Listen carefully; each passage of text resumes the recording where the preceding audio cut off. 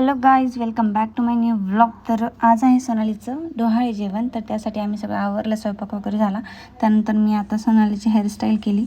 तर मग त्यानंतर साडी वगैरे घातली, गजरा वगैरे एकदम सिम्पलच ठेवणार होतं आम्ही, नाही का, असं साधं सिम्पलच तिला आवडतं. त्यामुळे बघा असा तिचा लुक झाला आता, फायनल लुक. ज्वेलरी वगैरे किती छान वाटतं ना. तर तुम्हाला आवडला का लुक नक्की सांगा.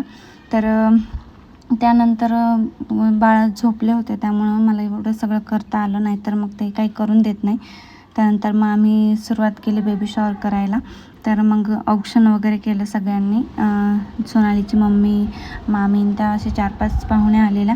त्यानंतर आम्ही, आई, मी, मावशी पण आलेली. हे आहे सोनालीचे मामा, ते की त्यांच्या जावयाचं मानपण करतात ते. तर त्यानंतर सोनालीची ओटी पण भरली आम्ही आणि सगळ्यांनी औक्षण केलं. ही सोनालीची मम्मी, मावशी, हे काका आहेत आमचे. तर असे थोडेसेच पाहुणे आले होते घरातलेच, कारण छोटंसंच करायचं होतं. तर आता भरली आम्ही सोनालीची ओटी. तर मग चाललं होतं फोटो सेशन. मग सगळेजण ओटी भरतात ते.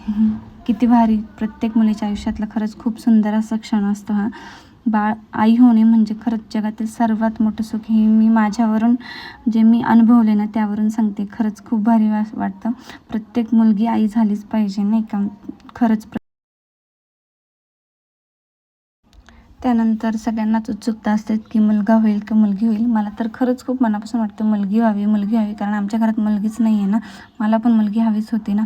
तर पण डोहाळे जेवणात तिने काढला पेढा. ठीक आहे म्हटलं, आत्ता पेढा काढल्यानंतर मुलगी होते असं मला वाटलं. त्यानंतर कट केला, कट केल्यानंतर आता एक काम करा, कोण जास्त जेवायचे आता. ह्या गोड आठवणी कॅमेऱ्यामध्ये टिपून ठेवायला खरंच खूप भारी असतं, कारण नंतर पाहायला खूप छान वाटतं. तर म्हणून छोटासा व्हिडिओ त्यांचा काढत होते मी.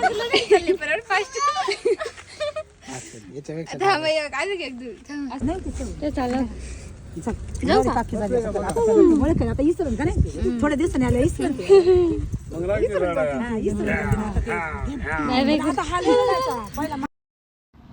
तर त्यानंतर मग सोनाली चालली आता माहेरी तिच्या डिलेवरीसाठी.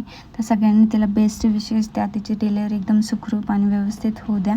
ती चालली तर खरंच म्हणजे असं भरूनच आलं. आता आम्ही सोबतच असतो ना, तर त्यामुळे असं खूप भरून आल्यासारखं झालं. तर व्लॉग कसा वाटला नक्की सांगा. See you in next vlog. Bye.